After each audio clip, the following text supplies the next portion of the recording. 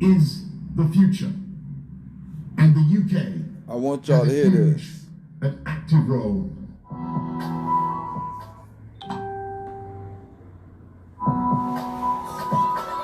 Africa, 2/3 of African economies are expanding faster than the global average. Africa is the future, and the UK has a huge and active role to play in that future.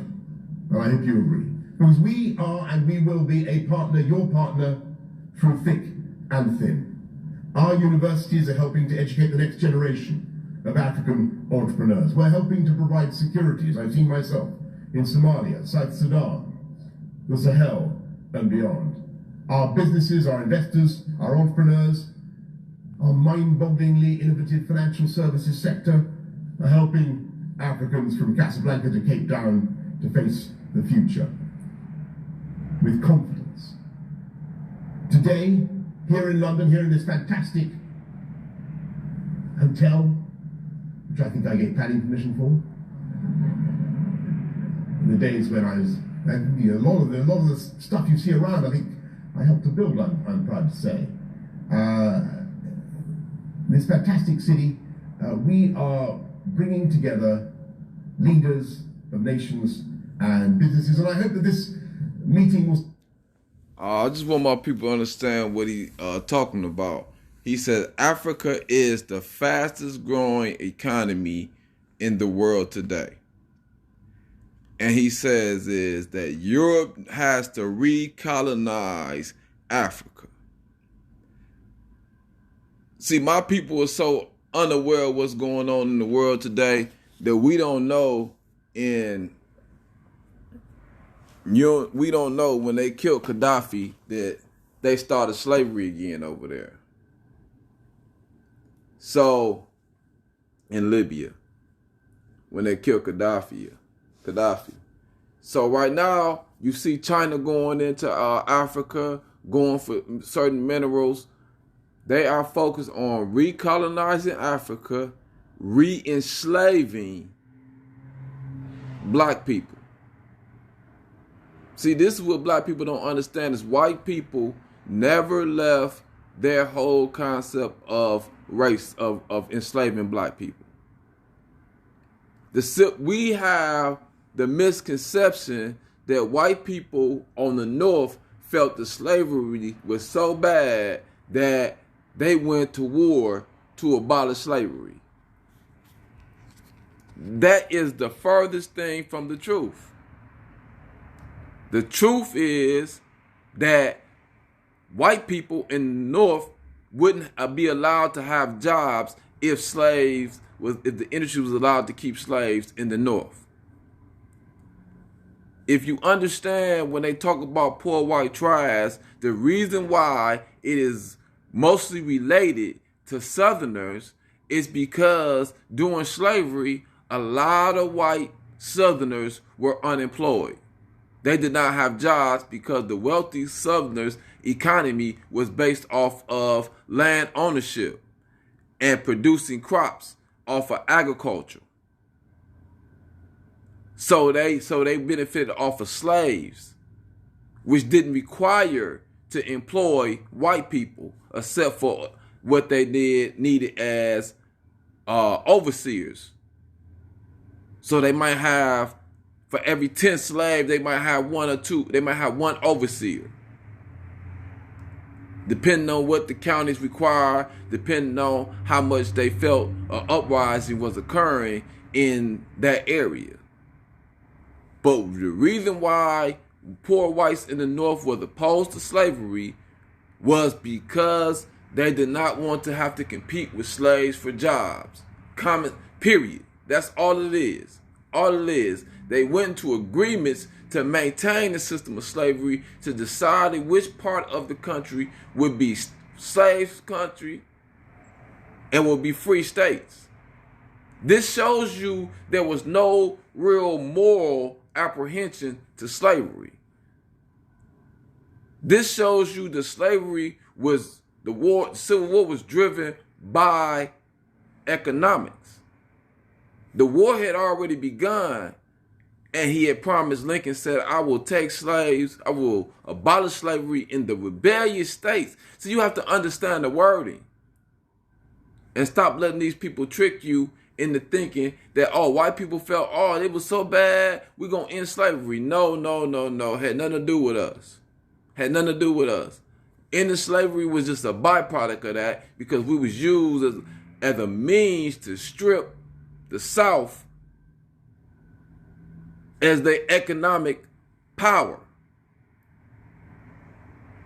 See, that's what that done. When you at war with them and then you tell them in the middle of a war, I abolish slavery, the slaves run away and fight with me, they granted freedom, you took away their whole labor force.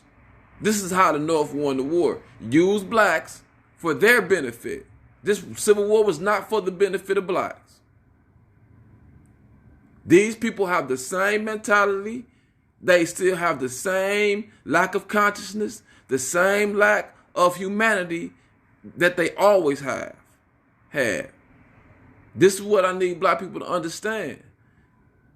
And if you don't start getting together and supporting your people, building your own resources, defending each other's, then you're going to find yourself in slavery, starving to death. These jobs is gone. They finna go and they permanently gone. Our whole economic condition in America is about to change. If you don't wake up, start to stick by each other's and support each other's, you're going to perish. Not me and my circle, because I'm creating a whole nother tribe. We separating from the rest of the blacks, the rest of the whites. Yes, that's what I said. We separating. My group is pro-black, black people who want to be around black people, who going to support black businesses, invest in black businesses, invest in black communities, build black communities, live in black communities, and secure black communities. That's my tribe of black people. You other black people who you can't sell a product, who another black person can't sell a product, even if it's cheaper than what the white people sell it to them for, y'all not part of my tribe. See, y'all gonna be left defenseless because y'all believe in this every man for himself. That's the real issue with black people, is that everything we do, white people done tricked you into thinking it's individuality. You think entrepreneurship is individual. I got my business. No. Entrepreneurship, businesses are social endeavors. This is where they got black people messed up at. It take a collective of people to build any business. Any business. Any business from Microsoft to anything you name of, it took a collective of people to do that. And you need the support of your community. Every organization has lobbyists for every industry that they pull their resources together to get lobbyists to go and get politicians to pass laws in their favor. Even though they compete in business, they get together and have lobby organizations to work in the benefit of each other's industries. This is what black people don't understand. We have no lobby. We don't lobby together. We don't function as a collective to work in the benefit of our interests. And they do. They believe in their God, which is white supremacy. And a lot of black people, God is white supremacy.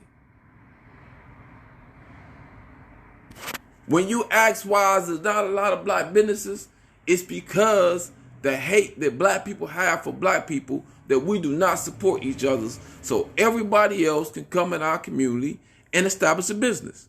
And they can sell you products that they go to Aldi's and buy and mark the price up. But a black man can sell you a product half off and you still look at him crazy and you still want a deal.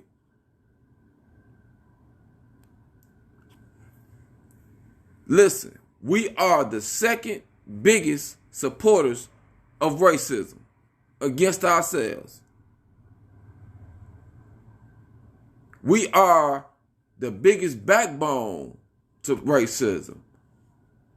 We are the strength of white supremacy. Our belief in it, our disunity is the strength of racism. Them white people know they lost that election, but they gonna stick together. They doing whatever in their power not to hold each other accountable. Meanwhile, they'll lock you up for selling weed. They will choke you to death for selling loose cigarettes, but they can raid the Capitol building.